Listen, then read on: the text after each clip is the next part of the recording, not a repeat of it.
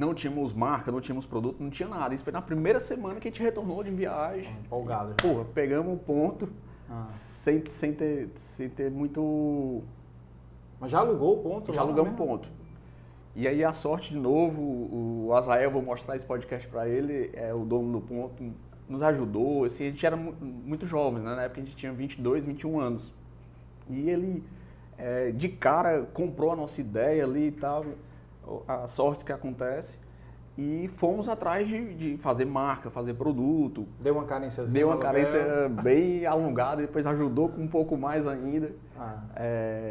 E entra o Roberto, né, o tio da Renata. Outra coincidência. Grande Roberto, um abraço para você. Da Sorbeto. O Roberto da Sorbeto, eu conheci ele na época que eu fui presidente da AGE, em 2011. Né? Conheci ele, um cara sensacional também, sensacional. E ajudou demais na geração do produto, assim, né? Porque a fábrica dele é um sorvete de massa, né? O sorvete mais popular. Só que ele tinha conhecimento de maquinários, fornecedores, e foi ele que nos apresentou o gelato em si, né? Isso era 2011 para 2012. Hoje em dia, o gelato ainda tem um caminho para até educar o consumidor a saber a diferença entre o sorvete e o gelato, né? Imagine em 2012. Então... Cara, eu não sei qual é a diferença.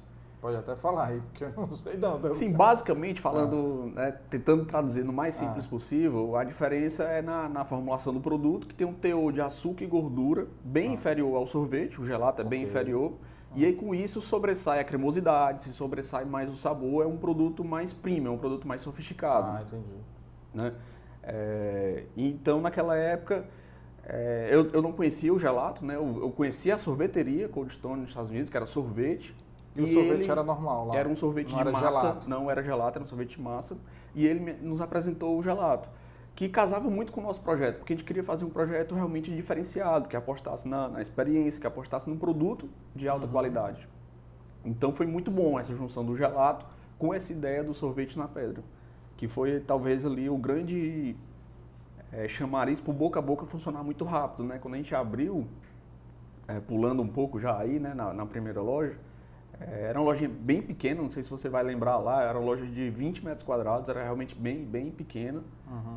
Até pelo investimento que a gente tinha na época, eu tinha um lava-jato, meu pai tinha um cowboy e eu já tinha assim, uma certa independência financeira, então eu não queria pedir dinheiro emprestado para ele e tal, então fizemos dentro do orçamento que a gente tinha lá, que não era grandes coisas, né? Então era uma loja bem pequena, só que explodiu muito rápido, né?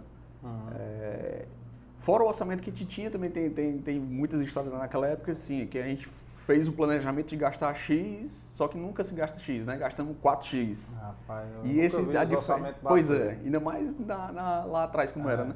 E a diferença desse X para 4X, recorremos a quem? O Banco Real, na época. Fez a tua conta universitária lá? A conta universitáriozinha, tinha lá um saldo lá, 10 dias, né?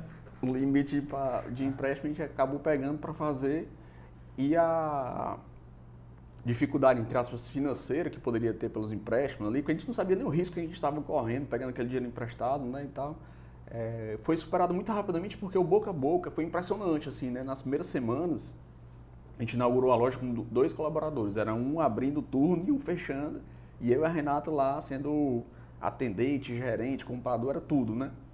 E a gente abriu no segundo final de semana, a fila virava, saía ali da loja, tem um estacionamento, um lava-jato vizinho, né? Passava o lava-jato, chegava quase no colher de pau. Caraca, no segundo final de semana, né?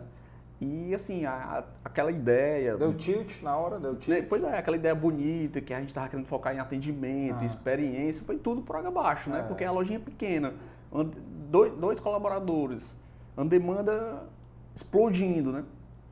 E